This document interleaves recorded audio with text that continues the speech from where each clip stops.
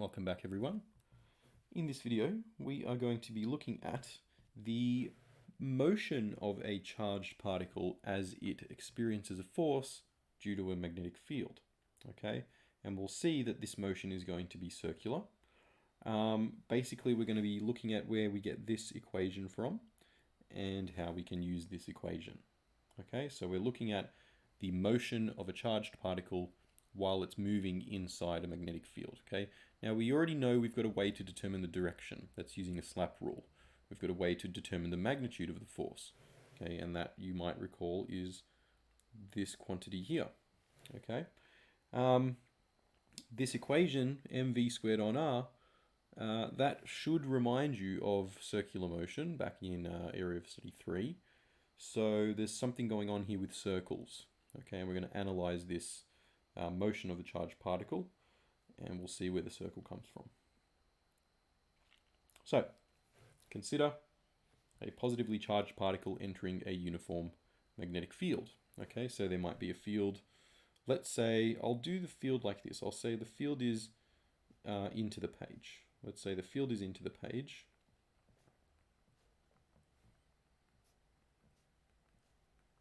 All right. Now let's use another color to draw a particle entering the field. So let's say it's a positive particle. It's got velocity. It's going straight up like that. Okay, and yes, the field and the velocity are perpendicular, so we can determine that there's going to be a force. All right. So as soon as it enters this field, okay, as soon as this particle reaches this point here, it will experience a force because it's now in a magnetic field. And therefore it's also going to experience an acceleration. It's going to change its velocity somehow.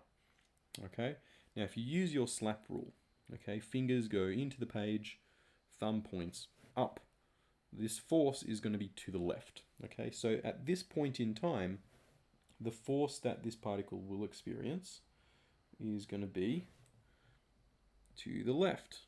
Okay, and what that's going to do to the particle is make it start moving towards the left. Okay, it's going to have a velocity sort of upwards, but it will also gain this left direction velocity. Okay, so overall, in the next instance, your particle is going to curve in its motion like that. Okay, now let's determine the force at this point.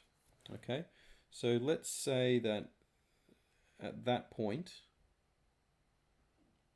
okay, indicated by the arrow there, well, you've got to point your thumb in that direction of the arrow, so sort of up and to the left. The field is still pointing in the page, okay? But you should notice if you're doing this with your palm right now, that your palm is facing down and to the left, okay? And that's the direction of the force, and thus the acceleration that this charge is going to be experiencing. So the force and acceleration point that way. Okay, and what's going to happen is that particle is going to continue to curve around because the force is making it do that. All right, so if I draw the next couple of bits of motion, okay, it's going to sort of curl around like that. Okay, and now its velocity is going to be going that way. And again, you can use your palm to determine the direction.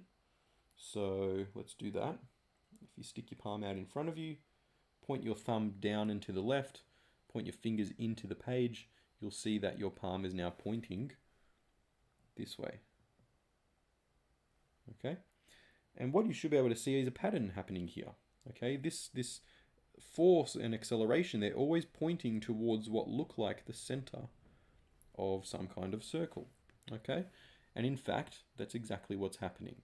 All right, your particle is now being forced to move in a circular path. The force is always going to be pointing towards the center of the circle. Okay, it's going to have a centripetal acceleration due to this circular force.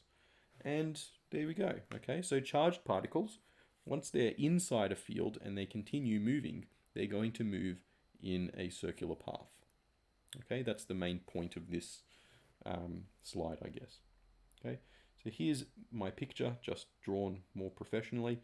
So in picture number 1, basically you put your charge in the field to begin with, and then you make it start moving. So you might flick it towards the left, and you'll see that it's just going to start curling around in a circle, and it's just going to continue going in a circular path so long as there's no energy losses happening. Picture number 2 shows you the particle has started at the edge of the field, just like in our drawing before, and as soon as it enters the field, it's going to start experiencing that force that's going to be perpendicular to the velocity and the field, indicated by your slap rule.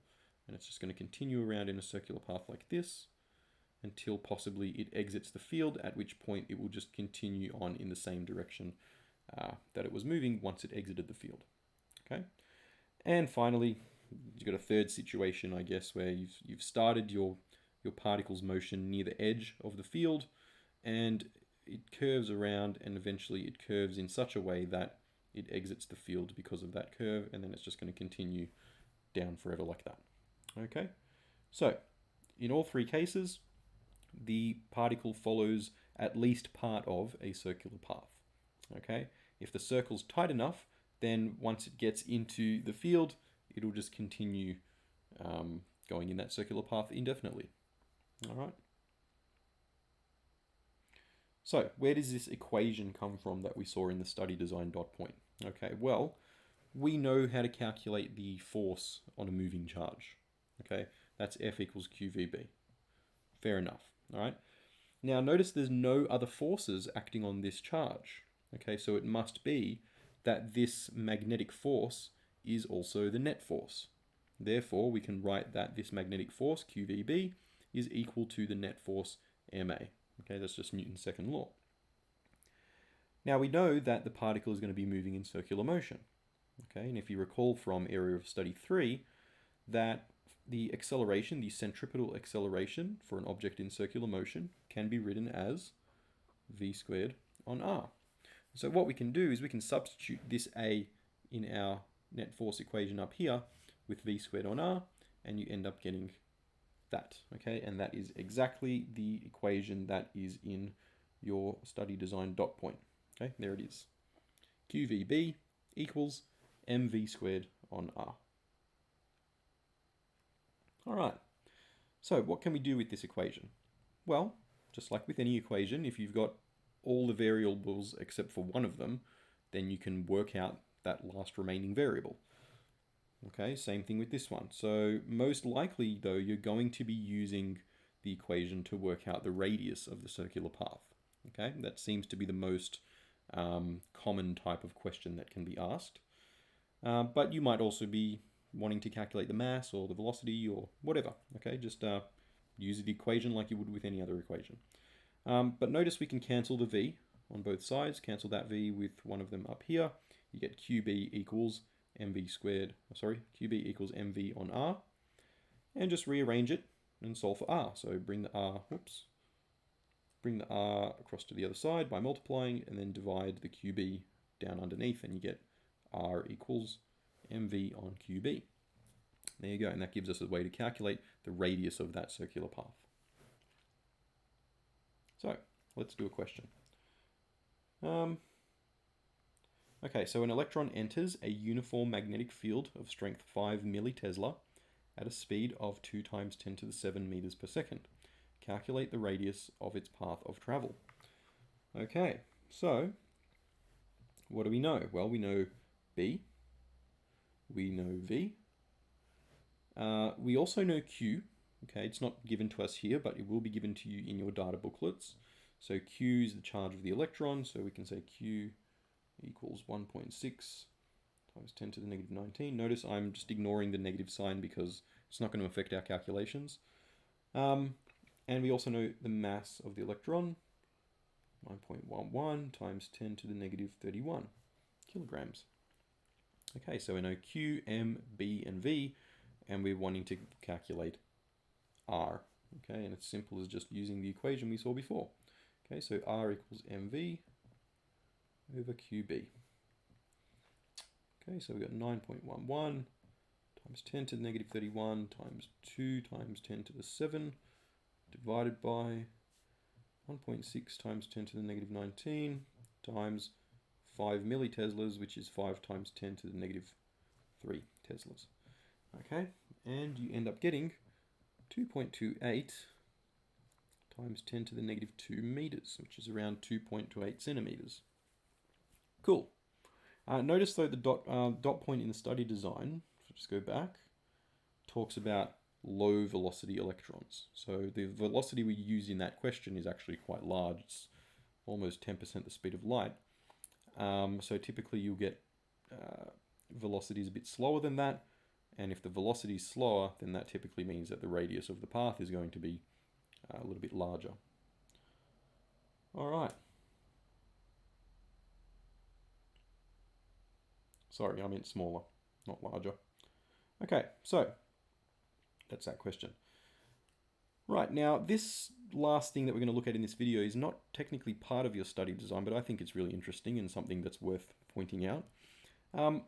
Let's say you've got a magnetic field pointing out of the page with a positive charge entering from the left. Okay, so out of the page, your field looks like that.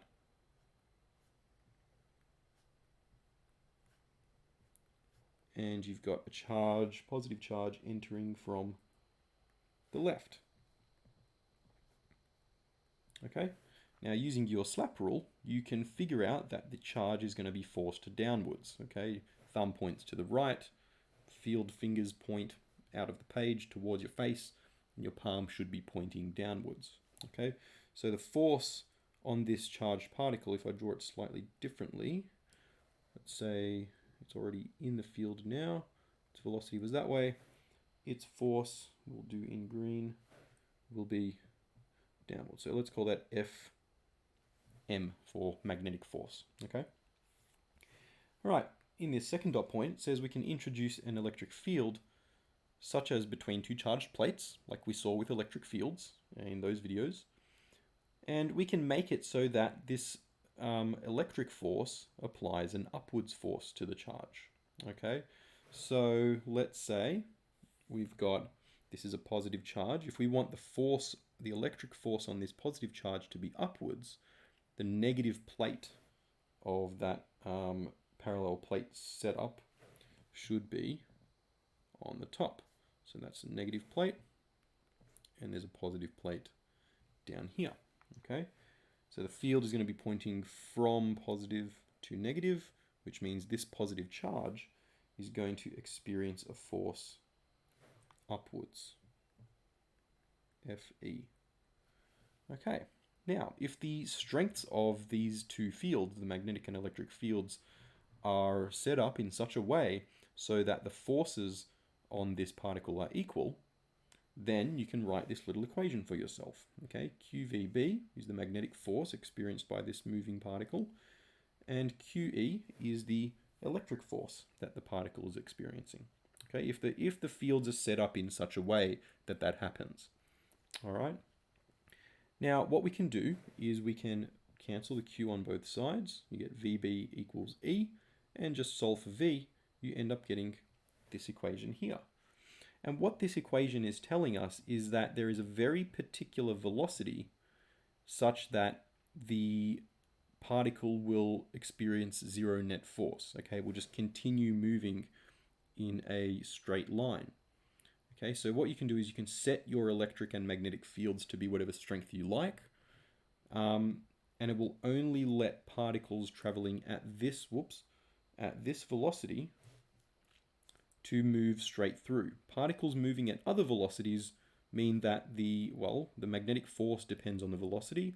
So if the velocity is too small, that means the electric force will overpower the magnetic force and it will sort of curve upwards like that.